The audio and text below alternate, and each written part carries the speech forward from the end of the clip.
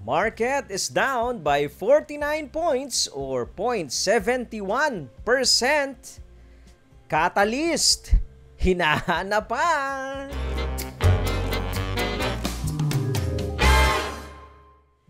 Hello mga titos and titas, welcome to Tito Vlogs. Today po, Market Summary Hump Day Edition. Hindi nakatawid ng humps ang ating market. Talagang yung Miyerkules na yan, medyo mailap ang market natin.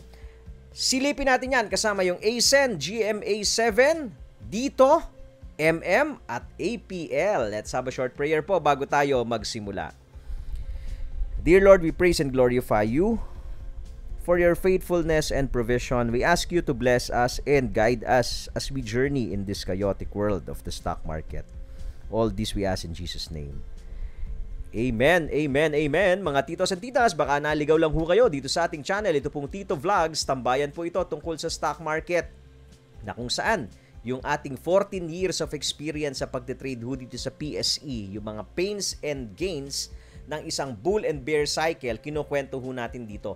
Tambay style lang. Kaya kung naghahanap ho kayo ng tatambayan dito sa stock market, welcome na welcome ho kayo dito. Naghahanap kayo ng kakwentuhan, tara na, huwag nyo kalimutang i-click yung subscribe button at isama ninyo yung sana all sa notification bell dahil tuwing Lunes hanggang Biyernes, mas masaya ho doon. Live ang tambayan natin. Pwede kayong magtanong, pwede nyo ipasilip yung mga stocks na minamanok ninyo. That's 9:20 to 10:20 a.m. Opening bell live. Binabantayan ho natin yan, ha? Kung magustuhan nyo itong video na to at naghahanap pa kayo na iba pa mga videos na pwede panoorin, meron tayong starter kit na sa dulo po ng video na to at pati yung booster pack kung matagal na kayo nagte-trade at naghahanap kayo ng iba pang mga Tito moves nandun ho sa dulo ng video na to. Sa kalagitnaan ng video natin, baka lang magustuhan ninyo, huwag nyong kalimutang i-click yung auto-like. Yan. At kung gusto nyo naman pong suportahan itong tambayan natin, gusto nyong ma-advance, nandun kayo sa harapan na upuan, meron po tayo mga available na malalambot na upuan, matibay ang seatbelt, dyan po sa Patreon. www.patreon.com/TitoVlogs, yung kabilang tambayan natin. Ilang hakbang lang ho yan. Sa kabilang kanto lang, pwede nyo kami samahan dyan, ha? www.patreon.com/TitoVlogs. Ito pong ating market down ngayon ng 49 points. Pulang-pula tayo. Value turnover natin, 4.3 billion. Malipis po ito. Itong 4 billion na value turnover natin. At lahat ng sector namula po. Ang mga foreigns ay teka muna. Ayun. Lumabas ulit. 200 million worth of shares ang binenta nila. Mababa pa rin to kumpara dun sa mga dati nilang binebenta. Pero bukang napapadalas na naman kayo magbenta, ha, mga foreigns. Gainers natin 59 lang and 127 ang ating losers. Mukhang talagang naghahanap ng catalyst itong market natin. Kaya mamaya silipin natin yung charts saan tayo papunta. Unahin muna natin yung mga balita natin. Diba? Team Autolike at Team Replay Bombers. Yan po yan eh. Stocks continue to weaken. Ito na nga. The local stock market continue to lose ground after failing to stay above 7,000 level. The PSE shed 49.43 points to close at 6,943 as share prices fell across the board, with services counter leading the retreat. Volume was anemic. Oo, 4.46 billion lang, no? Kukunti ho yung volume na yan. Philippine shares along with the other regional markets with concern that maybe the best of the economic recovery from the pandemic is behind us, said Regina Capital Development Corporation Managing Director Tito Luis Limlingan. Bumagsak daw kasi mukhang may concern pa tungkol dyan sa economic recovery natin. At yung iba naman, ako catalyst talaga ang inaantay natin dito. Masyado, umangat naman na tayo. Galing po tayo, mga titos and titas, galing tayo ng 6,000 points eh. 1,000 points ang inakyat natin. So malaki-laki na yung inakyat. So normal yan na magpo-profit taking, especially yung mga short-term holders. Ipasok natin ang second na balita natin galing sa Inquirer.net po. Jokno, si Tito Bento, ha? Baka hindi nyo nakakilala. On signs of PH recovery, ito sabi ni Tito Ben, the worst is behind us. Yan naman ang banat ng BSP natin, ha? Manila, Philippines. The recovery of the Philippine economy from its worst post-war contraction in 2020 is starting to gain traction as shown by the strength of the latest key indicators, the head of BSP said. Yan po mga titos at tita. So, posible nga po the worst is behind us. No? Yung pandemic last year, nung nag-start yan, may vaccine na. Mukhang tama naman dyan. Nag-agree tayo kay Tito Benjok na yan. Yan ho ay with regards doon sa pandemic concerns. No? Ngayon, pinag-uusapan natin ay ang recovery na po mga titos and titas. Ha? So, itong recovery natin from the pandemic, given na yan, kakayanin natin yan. No? Kung inaantabayanan nyo lang yung world market, no, may mga signs din daw doon eh, no? Kaya kailangan medyo nakaantabay din kayo ano ang balita abroad, no? Merong inflationary pressure due to printing of dollars. Yan ang isang concern na tinitignan ho ng ilang mga economista abroad. So yan ay pwede mag-trickle down din dito sa atin, ha. At isa pang concern natin is yung ibang klase ng variant ng COVID, although so far no yung Delta variant hindi naman kumakalat pa dito sa atin. Hopefully hindi dumami yan, ha? Pero sa ibang bansa like Australia, nabasa natin kanina, lockdown pa rin ho sila, ha, mga titos at titas. Kaya mag-iingat pa rin, ano? So most likely cautious ang traders sa panahon ngayon, especially umakyat na ang ating index from 6,000 nag 7,000 na tayo. Next balita natin, galing sa Business World, Play to Earn, the rise of NFT gaming in the Philippines. Aba, sabi ng mga tito natics natin, aba tito, ba't binabalita mo yan? Eh, eto, nasa Business World eh, di ba? With the rise of the play-to-earn phenomenon, NFT or non-fungible token gaming guilds and associations have cropped up around the world to educate people to help them join in. One of these is Yield Guild Games, founded by Gabriel Gabi Dizon, Beryl C. Lee, and a third individual who goes by the pseudonym of Ol. Ba talagang parang ginaya si Tito Satoshi Nakamoto nito, ha, mga titos and titas, ha. YGG's $4 million Series A investment completed this June will expand this network by purchasing and lending out even more NFTs, mga titos and titas. So ito po, the Guild invests in NFTs in games and organizes a player community that can earn income from playing.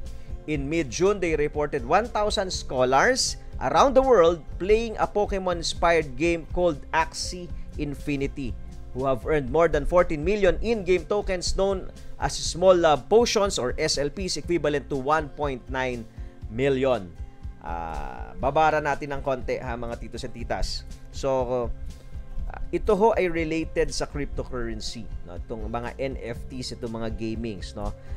Yesterday, pinag-usapan natin yan doon sa kabilang tambayan, yung Tito Vlogs Crypto Channel, itong Axie Infinity. This is a kind of cryptocurrency, at yung SLP, yung Small Love Potion, is another cryptocurrency. Yung Axie Infinity, yan ho yung laro, no, na may token din siya, may cryptocurrency din siyang katumbas. While playing the game, no, nag-earn po yung mga naglalaro.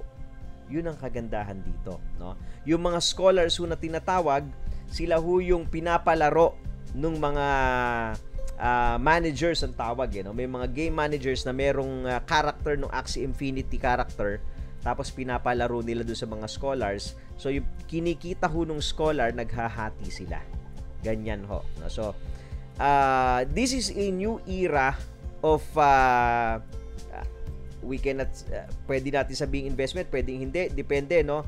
But this is a new era of parang another source of income, no? If you want to create wealth, ito po pwede rin. Kanina dinidiscuss natin doon sa kabilang tambayan, this is similar doon sa mga during the 90s, no? Tayo noon nag-aaral tayo, tapos may mga sideline, no? Nagsa-side hustle yung ibang classmate natin, nagpa-part-time job sa McDonald's, sa Jollibee, no? Ito ho, ganito ginagawa nitong mga bata, no? Naglalaro ngayon sila para kumita ng pera. So parang nagsa-side hustle sila. Hindi lang yung mga nag-aaral, pati yung mga nawalan ng trabaho, kumikita ho ngayon dahil dito sa Axie Infinity na to, no? So ngayon, ito ho, sabi nga natin, parang naging decentralized gaming eh. Ang gaming community ho, ang gaming business is a big business, no? Kahit kayo naglalaro, for sure, no? Nasubukan niyo na maglaro sa iPad or sa Android phone niyo, 'di ba? Yang pag tayo ay naglalaro, yung iba, no, na talagang medyo in the zone sa paglalaro, nagpe-purchase ho sila ng mga gems, no? Yung mga in-app purchases ginagawa po nila. Doon sa klase ng laro na yon, kumikita yung game developer. So ang tawag doon is centralized gaming, no? Kasi isa lang ang kumikita lang yung developer. Ito nga yung NFTs, no? Yung non-fungible tokens, yung Axie Infinity na game, ang tawag ho dito is decentralized. Kasi hindi lang yung developer yung kumikita, pati yung naglalaro kumikita. So yan yung bagong mundo, no? Kaya natin kinukwento sa inyo para ho kahit papano mamulat yung iba na wala pa doon sa cryptoverse.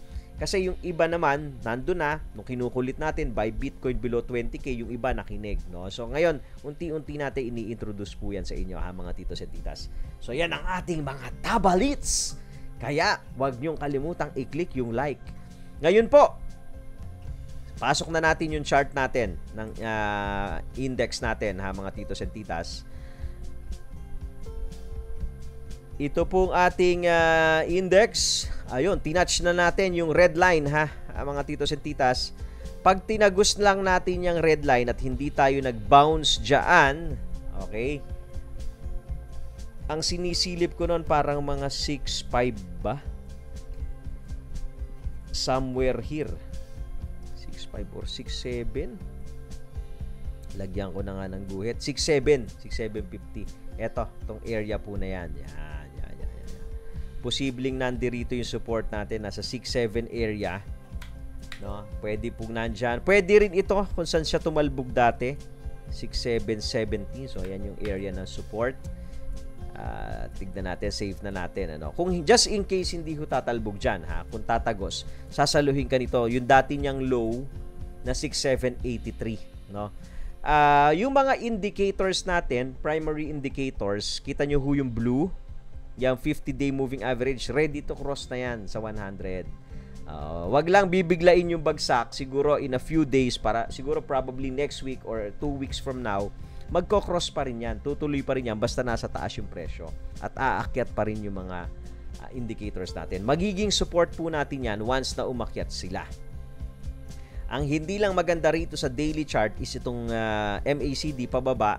So, ang sabi natin, bearish divergence. So, mukhang nangyayari na. Nagkakatotoo na ba itong nangyayaring bearish divergence natin, mga titos and titas, no? Kasi, pababa na to, no? Kung tatagusin yung, kung tatagusin po ito, no? Yung red line, so, tatama tayo dun sa bearish divergence na nakikita natin. So, probably we will really correct somewhere dyan sa 6.7 level up to 6.6 siguro. Yan, itong green line, sasaluhin tayo dyan. And then from there, ito pala yung isa pa. Yung gusto natin, no, yung higher high, ito pala yon, yung 6.5. Kaya pala 6.5, 6.6 area, natatandaan ko na, save nga natin to. Yan. No, kasi nagpo-form naman tayo, higher high tuloy, higher low eh. Nagpo-form naman po talaga tayo ng higher low. Yan po, no. So ito yung dati nating low. Magdo-double bottom ba tayo? Pwede rin, ha. Ito, double bottom halos yan, no, bago tayo umakyat. Pwede rin tayo mag-double bottom dito sa 6.1 pero medyo malalim. Mas maganda, higher low, somewhere dito sa 6.5, 6.4 area. Better po yan, ha. So, yan po ang ating index. Ipasok natin si ASEN. Si ASEN ba ay nag-correct na?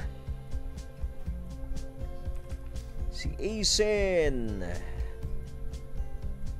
down ng 0.03 points lang or 0.34%. Maliit lang po ito. Okay, teka lang, ha. Teka lang, taka lang. Etong kandila po na to, mukhang reversal sign, no? Kung umattend kayo ng CHT webinar natin, pwedeng reversal sign ito. Pero although hindi siya ganong kalakas, although yun nga, pero we cannot disregard this, no? Kasi may mga signs tayo na nakikita na pwede siyang, hindi naman reversal, correction sign, ano. Iba kasi, pag sinabi mo kasing reversal, ganito itsura dapat yan di ba? Pag bumaba yung ganyan, talagang babalik na dito sa halos 670, pababa na nag-reverse na yung trend no? So, it's really more on a correction, considering na yung yung price natin is trading above EMA 13 and MA 20 na. So, makikita nyo po, lagi niya namang dinidikitan yan. So, lumayo po siya. Okay. So, ito, malayo. Dinikitan. Ngayon po ay malayo na naman siya. Didikitan niya kaya, magiging support kaya niya 835. Pwede pa rin po niyang maging support ito, 781, ha? Yan, hong area na yan. I-retest. It will coincide probably dito sa blue line kasi umaakyat yan. So, yung 780 area, kung medyo mas malalim at matagal ang correction nito, especially kung magko-correct po yung ating index, no?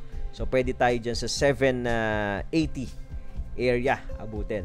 Ito, yung dating breakout point na binasag natin, mga titos and titas. Resistance natin, pagka mas mahabaan na resistance, ang tingin ko dito, nasa 10. Yan. So, maganda. Normal yung healthy correction. Gawa tayo ng healthy correction. Probably samahan ng consolidation. And then, para yung susunod na run natin, we can take out yung 10 peso area. Ito pong MACD niya, hindi pa rin nag-cross. So, pagka bumaba po yung presyo bukas, and in the coming days, bababa rin po itong MACD. So, we are expecting probably, pwede tayong gumanito rito, ha? Tignan nyo po, no? Mag-UU ulit tayo ba dito? Diba? So, gaganyan ba ulit tayo? Pwede. Diba? So, para healthy yung maging uptrend natin, hindi nabibigla. Hindi masasaktan pag hindi nabigla. Next po natin, GMA7. Ayos ba? Mga Asenatics natin. Huwag niyong kalimutang i-click yung like button. GMA! Ayun, sinalo po tayo today ng EMA 13 natin, ha? Ayun po, yung yellow line. Ayan, sinasalo tayo. Magkakaalaman tayo bukas. Kung matibay yan, ha? Kasi pagka yan ay kahit hindi hinihingi, ay bumigay. Yun na. Alam na this, no? Pag bumigay po yan, sasaluhin ka naman itong kulay red. MA20, nasa 1350 area po yan. Sasaluhin yan. Okay. MACD natin, first time natin nag-cross after so many days na run natin. So, we are expecting a correction na talaga dito. Masyadong mataas na yung inakyat. Ito po yan, ha. 9 pesos. Uy, malaki na to.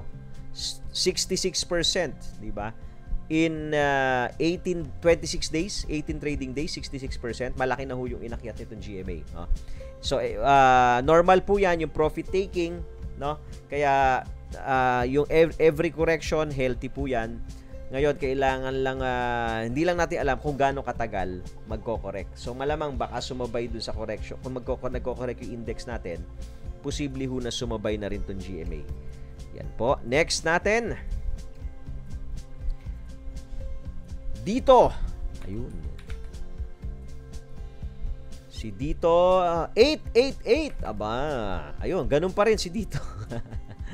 Mabagal po siya. Mabagal siya bumaba. Yun lang ang nakikita natin, ha. Baka biglang gumawa na inverted head and shoulders to, ha. Oo nga, no. Pwede kaya to. Magka-qualify kaya to as inverted head. Ay, hindi. Walang neckline. Dapat dito. Walang neckline, eh. Pag inverted head and shoulders. Kung ito yun, no? Left, right, parang walang neckline. Pero tignan nyo rin po, ha. Although chart-wise, ayun pa rin, pababa pa rin po siya. This needs to break ito. Itong area na yan, ha. Once na ma-break yan, kung inverted head and shoulders, di ako makonvince, eh. Just in case lang, ha. Let's find that, scenario na inverted head and shoulders. Although, medyo pilit yan, ha. Kung sakasakali nga yan na inverted head and shoulders, ang magiging target po niyan is ito. Kung dito magbe-breakout, yan, 11, eto, may gap yata dito. Ayun, magiging target yung gap 12, pwedeng hanggang doon sa 12. Kung tama na inverted head and shoulders, ha. So, kailangan i-break yan. Magkakaalaman tayo pagka binreak tong channel na to, no? Otherwise, sasaluhin tayo ng support natin sa 850. Kung tumagos yan, Another support sa 777, parang Lazada yan and then 720 area. Next po si M&M's. So ito yon, no, para tayong ibon na gusto nang lumipad, di ba? O nakakulong pa ba? Similar sa M&M's, no? Yun, no? So parang ibon po ito, no? So, pwede bang Head and Shoulders? Hindi ko makakita din. Halos parehas na parehas eh. No? Parang mag-Head and Shoulders ba tayo? So, similar, no? Kung patulan natin yung Head and Shoulders. Ito kaya yung neckline yan. Tignan natin. No? Masyado mahaba. No? So, kung sakasakali man, kung yan nga yun, yan yung neckline. Kung sakaling Head and Shoulders po yan, mga titos and titas, ang magiging target niyan is ito. Yan. Pwedeng ito. 560 area yung magiging target. Ito, it will coincide din dito sa area po na yan. Kung sakali nga na... So, kailangan niya i-break itong trend line na to ni M&M's. Otherwise, makikita nyo rin po yan eh. Pagka matibay itong area na yan, lalo na itong 360 area, o itong 4 nga lang, makikita mo kung matibay eh. Dating low niya to eh, yung 4 peso area. Kung matibay yan at magta-try i-attempt na i-break ito, so probably Head and Shoulders yan. So kung bibili ka sa breakout point 5,450, meron kang upside na mga piso kung sakaling itutuloy yung target price na yan. Kung dun tayo hihinto, mga titos at titas. Yan po si M&M's. APL, ano to? Puro inverted head and shoulder. Puro ibon ba tayo ngayon? O hindi na? Hindi. Iba to. Parang gusto rin umibon na to. Bumababa na rin to si APL mga titos and titas. We are still consolidating 17 to 25 area yung pinakamataas. Pero yung sa short term natin 20 lang, 17 to 20 area. Halos parehas din no? Pero ito mas matining ang consolidation. No? Parang ibon na rin to pag tinignan mo. Although ito hindi masyado. Hindi katulad ng dalawa kanina, no, mga titos at titas. Kung inverted head and shoulders, pero pilit to itong, ito mas pilit. Ito mas pilit na inverted head and shoulders Just in case lang Just in case na yan ngayon. Pwedeng ang maging target natin is ito. Lalakpasan mo pa yung hindi alakpas ng 25. Nasa 21 lang. 2150 area. Kung tama yan pero medyo pilit ho na head and shoulders yan. Yan po muna si APL. Paano? Yan na ho yung market summary natin. Sana na-like nyo yung starter kit. Ayan, tsaka yung Traders Booster Pack. Magkita-kita ho ulit tayo bukas. As always, trade wisely. God bless you all. Bye.